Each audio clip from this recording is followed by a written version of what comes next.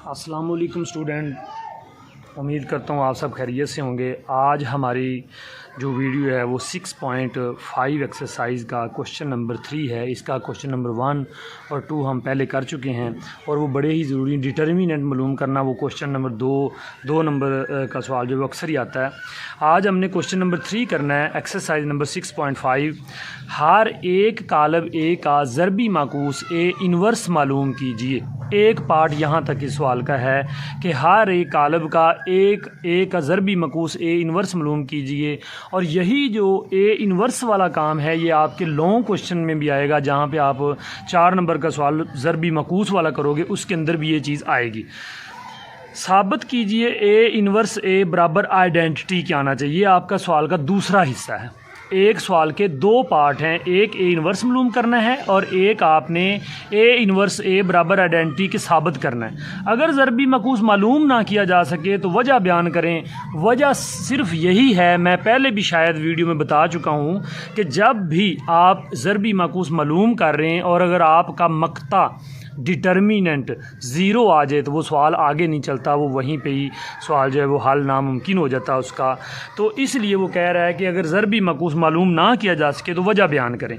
तो चलते हैं इसके पहले जुज़ की तरफ। क्वेश्चन नंबर 3 जो है, इसके जुज़ जो हैं वो तकरीबन 6-7 जुज़ हैं। हम पहला जुज़ इसका करते हैं कि 1 2 1 3 ये इसका मतलब कि रकम है पहले जुज़ की। अब इसको हमने लेट कर लिया, फ़र्ज़ कर लिया कि ये ए के बराबर है।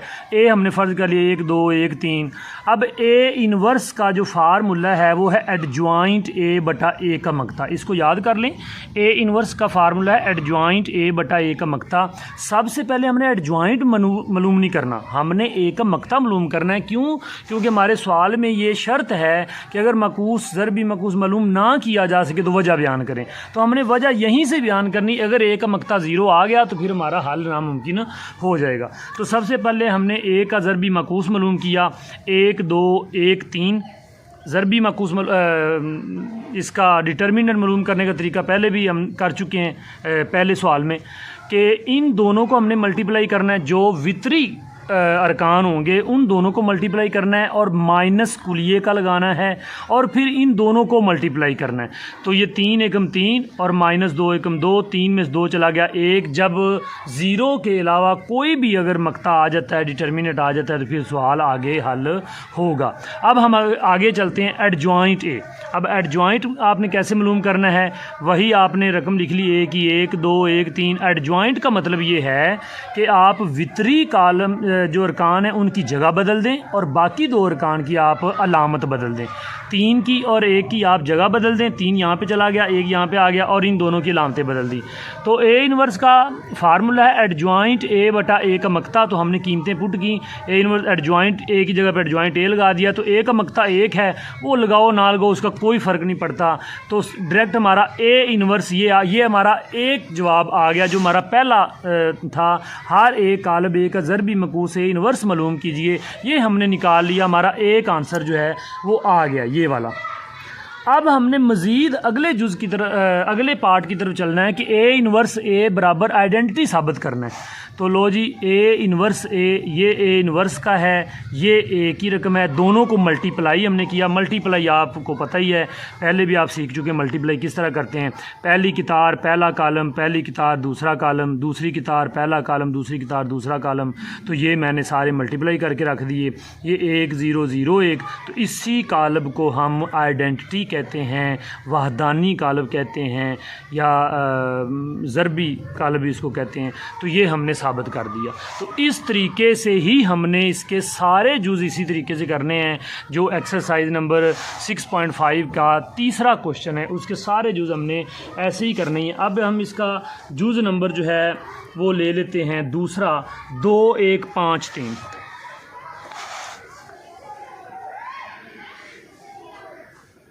2 1 5 3 बिल्कुल सारे जुज़ ही सेम है। अगर आप करेंगे तो इंशाल्लाह सारे के सारे जो हैं वो हो जाएंगे। आसान है बिल्कुल। अगर एक जुज़ की समझ आ गई आपको तो सारे जुज़ ही आप कर सकेंगे। बिल्कुल सेम है। दूसरा जुज़ 2 1 5 3 है, तो इसको भी हमने ऐसे ही लेट करना है कि लो जी ए बराबर है 2 1 5 3 ये आ गया। उसके बाद हमने ए इन्वर्स लिया, तो ए इन्वर्स का फार्मूला यही होता है एडजॉइंट ए बटा ए का मक्ता, ठीक है, एडजॉइंट ए बटा ए का मक्ता। अब इसी तरीके से हमने पहले ए का मक्ता निकालना है, ए का मक्ता डिटर्मिनेंट जिसको कहते हैं वो हमने निकालना है। तो बिल्कुल तरीका सेम है, इन दोनों को मल्टीप्लाई करो, 3 2 6 माइनस 5 एकम 5, तो 6 में से 5 चला गया 1, तो इसका भी आगे हल मुमकिन है क्योंकि इसका मक्ता 1 आ गया है।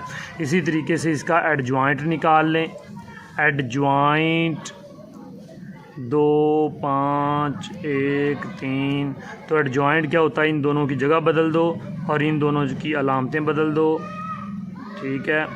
तो ये हमारा आ गया एडजॉइंट ए। अब हमने क्या करना है, फार्मूले में पुट कर देना है, ए इन्वर्स बराबर है एडजॉइंट ए बटा ए का मक्ता। तो जस्ट ए इन्वर्स जो है वो बराबर इसके ही आ जाएगा,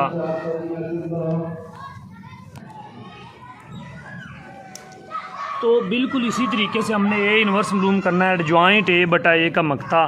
तो एडजॉइंट ए ही हमारा आया है क्योंकि ए का मक्ता तो 1 है, 1 आप लगाएं ना लगाएं, तो एडजॉइंट ए हमारा आ गया 3 माइनस 1 माइनस 5 2। अब जैसे हमने पहले यूज़ किया है वैसे ही ए इन्वर्स ए को हमने मल्टीप्लाई करना है, ए इन्वर्स ए को मल्टीप्लाई करना है,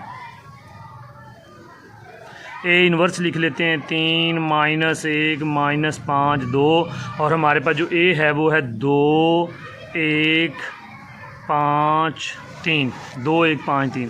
तो अब दोनों को मल्टीप्लाई हमने किया, जैसे हमने पहले मल्टीप्लाई किया था वैसे ही तरीका करवाई है। पहली की तार पहला कॉलम 3 2 6 माइनस 5 एकम 5 3 एकम 3 माइनस 3 माइनस 5 2 10 और जमा 10 और माइनस 5 एकम 5 जमा 3 2 6 में से 5 चला गया 1, 3 में 3 0 10 10 0, 6 में 5 चला गया 1, तो ये हमारा आ गया ए इन्वर्स ए, और इसी चीज़ को ही हम कहते हैं आइडेंटिटी। तो हमारा साबित हो गया कि ए इन्वर्स ए जो है वो आइडेंटिटी के बराबर हो गया। तो इसी तरीके से ही बाकी सारे जुज़ हैं, सारे जुज़ करने की ज़रूरत नहीं है कि मैं एक एक जुज़ करूं, तो वीडियो लंबी होनी है, ठीक है, तो उसका फ़ायदा नहीं है। बच्चे जो भी मतलब कि सही तरीके से पूरी वीडियो देखेगा, जो तालिब इल्म भी पूरी वीडियो देखेगा इंशाल्लाह उसको सारे सवालों की समझ आ जाएगी। मैं जैसे क्लास में मैथ करवाता हूँ वही तरीक़ाकार जो है वो यहाँ वीडियो पे अप्लाई कर रहा हूँ कि एक टाइप के अगर 5-6 जुज़ हैं तो मैं उनमें से 2 जुज़ करवा दूँ और बाकी बच्चे जो हैं वो खुद करें। तो आप इसी तरीके से समझा करें कि हम क्लास ही ले रहे हैं, हम कहीं भी बैठ के जो है वो फ़ेस टू फेस क्लास ले रहे हैं। हम मतलब मैं आपको सवाल समझा रहा हूँ, आप समझ रहे हैं, तो आप मतलब कि यही जो 1-2 जुज़ मैं करवाता हूँ उनको समझें और बाकी आप रजिस्टर पकड़ें, बुक पकड़ें और ख़ुद बैठ के करें। अगर आपके जवाब बिल्कुल ठीक आते हैं, समझे, आपको तरीका आ गया, समझ आ गई, आप बस उसको खुद ब खुद ही कर सकते हैं। तो इसलिए ये जितने भी मैं मतलब कि सवाल कर रहा हूँ ये सारे के सारे इंपॉर्टेंट हैं और सप्लीमेंट्री वाले बच्चों के लिए बड़े ही ज़रूरी हैं। तो इसलिए आप हमारा चैनल जो है वो सब्सक्राइब करें, ठीक है।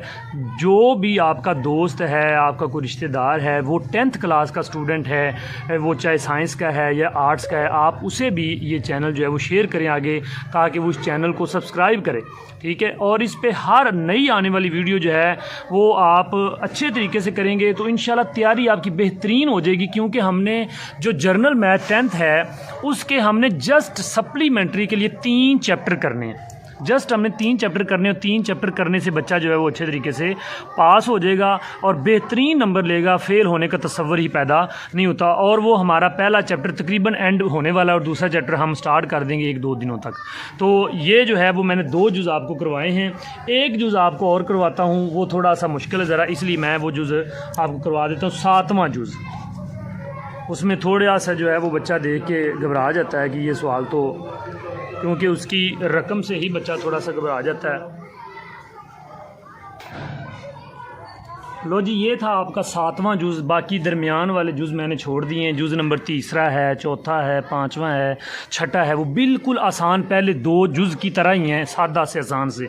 और 7वां जुज़ थोड़ा सा कम्प्लेक्स है, इसलिए मैंने ये लिख दिया, ये मैं करवा देता हूँ आपको। लो जी, बिल्कुल ऐसे ही कि ए बराबर है जैसे आपने पहले किया था वैसे ही 3/5 माइनस 4/5 4/5 3/5। ठीक है, सबसे पहले आपने वही फार्मूला ए इनवर्स बराबर एडजॉइंट ए बटा ए का मक्ता, तो हम ए का मक्ता निकाल लेते हैं पहले। ए का मक्ता पहले निकाल लेते हैं। 3/5 माइनस 4/5 4/5 और 3/5। तो अब हम मक्ता निकालने का तरीका वही है, बिल्कुल सेम है जैसे हम पहले करते हैं, कोई उसमें डिफरेंस नहीं है। इन दोनों को मल्टीप्लाई करें। 3/5 ज़रब 3/5, दरमियान में माइनस कुलिएगा लगाएं। फिर इन दोनों को मल्टीप्लाई करें। माइनस 4/5 ज़रब 4/5।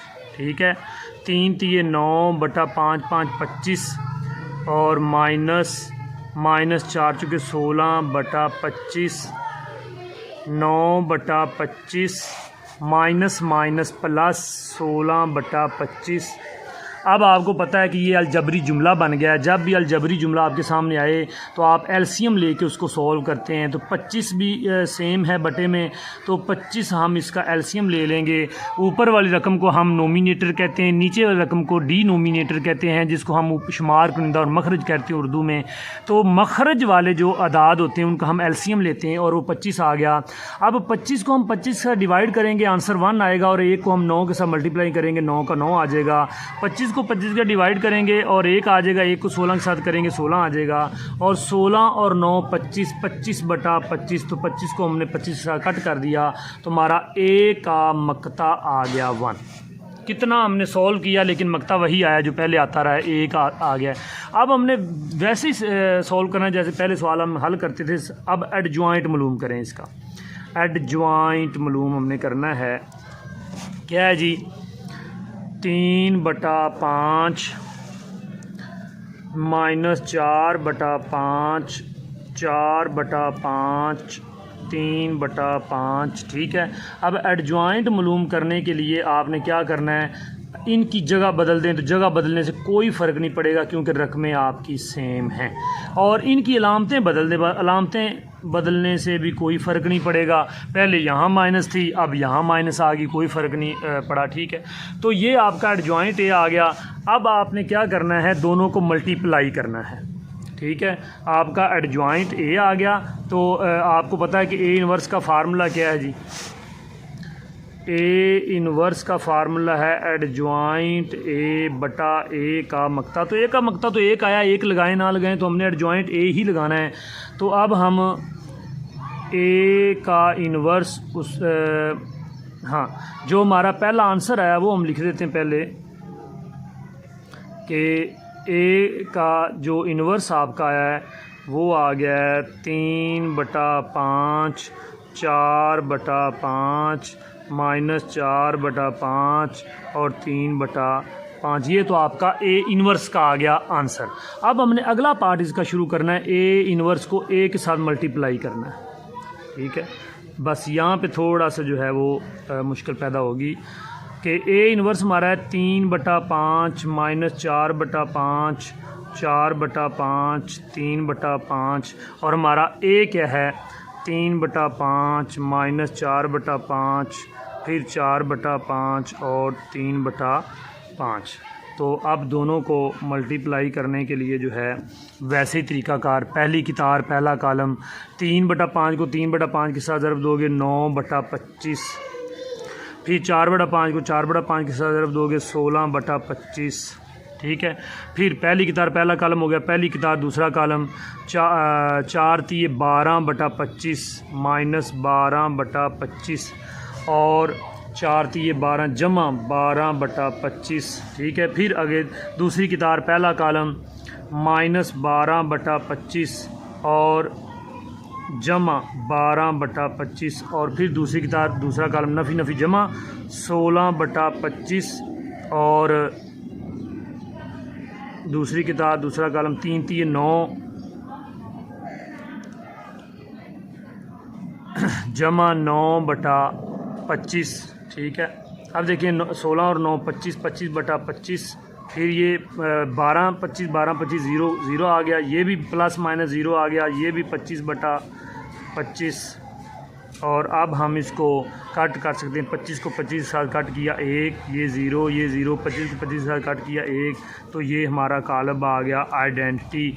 और इसी को हमने शो करना था कि ए इन्वर्स ए को मल्टीप्लाई करें तो आइडेंटिटी आना चाहिए, और वो हमारा आइडेंटिटी जो है आ गया। हमने ए इन्वर्स को ए के साथ मल्टीप्लाई किया तो हमारा आइडेंटिटी आ गया। तो ये हमारा जो क्वेश्चन नंबर 7वां था, जुज़ नंबर 7वां, वो हमारा जो है वो मुकम्मल हो गया है। इसी तरीके से आपने सारे के सारे जुज़ करने हैं। इसके जो बकिया 4 मैंने दरमियान में छोड़े हैं, इंशाल्लाह हमारा जो अगला क्वेश्चन होगा वो क्वेश्चन नंबर 4 होगा, और वो बिल्कुल सेम इसी के तरीके से है। जस्ट यहाँ पे हमने ए लिया है, वहाँ पे एम होगा, फ़र्क सिर्फ इतना है। तो आप मेहरबानी करके क्वेश्चन के मेथड को समझा करें, क्वेश्चन को ना समझा करें, क्वेश्चन का मेथड देखा करें कि सवाल के अंदर तरीक़ाकार क्या इस्तेमाल हुआ है, ठीक है। और इसको रट्टा लगाने की और इसको मतलब ज़्यादा बोझ बनाने की ज़रूरत नहीं है। इंशाल्लाह मैथ जो है वो आपको आसानी से आ जाएगी समझ। आप इसकी बेसिक चीज़ें जो हैं वो आप ज़हन में रखा करें। अल्लाह हाफ़िज़।